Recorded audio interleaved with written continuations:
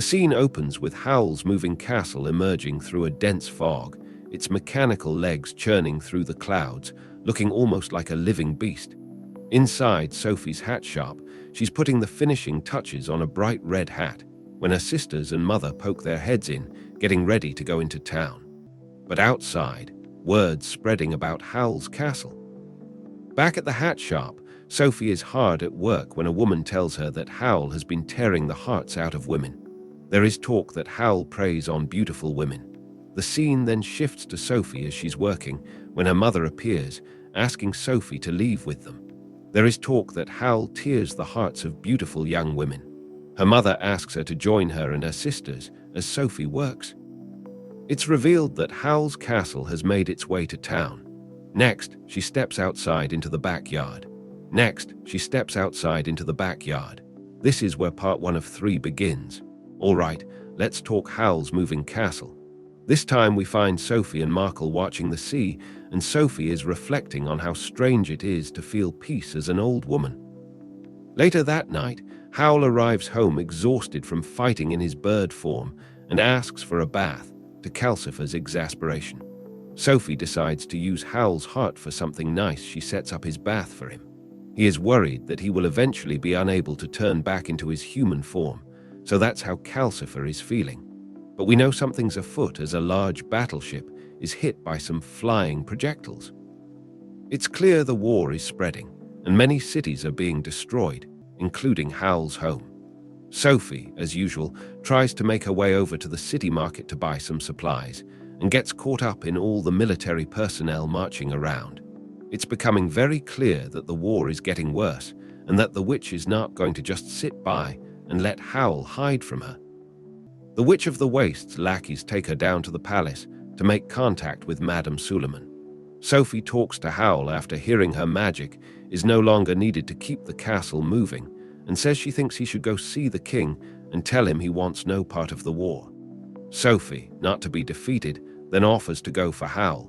He is skeptical that Sophie could be convincing and tells her that he'll follow her in disguise just in case. As Sophie is making her way to the palace, the Witch of the Waste is brought before Madame Suleiman. The Witch of the Waste reveals that Howl's heart has been taken by a demon. Then things get a bit hectic. The Witch of the Waste turns to goo, Calcifer melts into the fireplace, Sophie is swept up in a huge wave of the ocean, Howl transforms and they are carried away. Sophie then wakes up in a very strange place. She's lying down with Calcifer next to her, and then Howl appears. Howl tells Calcifer that Sophie has set all his logs for him, which she had, and that means he is happy. Howl then proceeds to transform his hair to an orange hue that makes his heart race. As Howl falls back, the scene transitions to an earlier night where he and Sophie are staring at the fire, and Howl is in his black feathered form again. He explains to Calcifer that he has been attacked by other wizards and as a result has been turning into a monster again. Calcifer says that Howl should stop flying or he'll never turn back to human. Back in the present, Howl appears to Sophie and says, "I'm afraid," but is then quickly back to his usual self saying, "You know, you're going to need to start taking better care of that hair." Howl decides that he will take the place of Madame Suleiman at the next meeting and get rid of all the fighting. As they near, they can see battleships attacking the shore and the whole scene is chaotic. As Sophie and Markle are making their way into the castle, a giant airship attacks the castle. Howl is forced to transform to protect them. So Sophie does as Howl asks. She makes the journey to the palace. At the palace, she meets the king and he asks, "So you are Howl's mother?" After a very dramatic introduction, Sophie says, "He will not come. This battle is useless." She then decides to say that she will fight in his stead. When she heads back to town, she sees the wreckage of the battleship in the harbor. She's then approached by one of Suleiman's lackeys, and he tries to tell her she has to get away, but when she reveals she's been to see Madame Suleiman, they quickly take her away to the meeting. She finds Suleiman in a beautiful conservatory, and then is asked to come sit down. She then asks Howl where he is, and then sees him transform as a black bird who begins a full attack. He destroys both sides while flying around. He is then surrounded by some giant red fireballs and then a fleet of battleships that attack him. The attack continues, and Howl is in a great state of peril and appears defeated in flames. It's at this point that Howl transforms and begins to break from the spell. We see Howl break the spell as his black, feathered form morphs and he flies away to the skies. Sophie returns to her usual room and is asleep. Howl is shown in a scene, having his human form while trying to relax. When Calcifer asks if he's okay, he mentions how terrible he smells. The two then have a disagreement about Howl using his magic all the time. We next find Sophie making her way to see Howl, and as he asks why she is using his chair, she then reveals that she made his bath and is looking for a cloth. Howl decides that he needs a heart bath. It turns out that as Howl was flying, Suleiman's magic had made him incredibly heavy, and he goes right through her magic and down the stairs and into her room. Suleiman then reveals to the king that she has discovered Howl's heart belongs to the demon Calcifer, and that means his heart cannot love. Howl then asks Sophie in his human form what she did to his hair. Howl makes Calcifer promise that they'll stay there because the war was going to get worse, and to make it more fun, he decided to make his chair into a boat, and Calcifer is put in charge of the heart water, and as always, Calcifer seems to disapprove. This part of the video finishes with Sophie, her love of the ocean, and a little battle on fire between wizards and Howl being forced to escape. As the third part of Howl's moving castle begins, we find Sophie, an elderly woman, gazing out a window, her face etched with a mix of concern and curiosity about the darkening sky. Howl, with his playful demeanor, announces additional rooms to the castle, inviting Sophie and the others to explore a new bathroom, a bedroom, and even a courtyard. Sophie cautiously enters the newly made bedroom, which has been prepared specifically for her, a room filled with soft gifts in boxes. Sophie eventually concedes to the room's beauty, though jokingly adds it's great for a cleaning lady.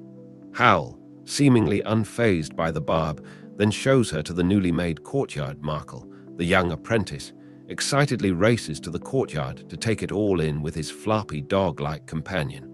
Howl continues that the shop in the courtyard is theirs too. Howl shows Sophie a new portal color on the castle's dial, and they enter it. Sophie steps into Howl's enchanted secret garden, a breathtakingly beautiful flower-filled landscape with small islands and peaceful ponds.